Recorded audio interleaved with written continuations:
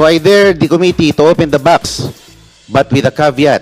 Siguraduhin niyo po na hindi kayo nakalalabag sa batas. Marahil ay inaasahan nyo na ako po ay magbibigay ng manifestasyon para tutulan ang pagbubukas ng box na yan mula sa BIR. Ang katunayan po, ako po ay hindi tututol. You may go ahead and open it all you want. Sabi nga ni Madam Chair, hawak niya ang beat. What the fuck? Sino ba naman ako para pigilan ito? Sabi nga ng kanta, huwag mong bibitawan. Huwag niyo nang bitawan yung box. So I dare the committee to open the box, but with a caveat. Siguraduhin niyo po na hindi kayo nakalalabag sa batas.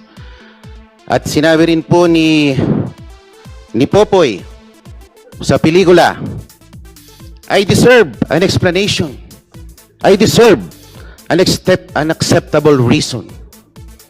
Siguraduhin niyo po na kung bubuksan niyo yan, meron po kayong acceptable reason na naayon sa batas.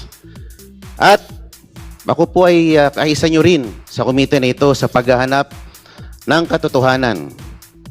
Pero sa ating paghahanap at pagsasiliksik ng katotohanan, siguraduhin po natin na tayo po ay hindi nakalalabag sa ating mga batas. Maraming salamat po, Madam Chair.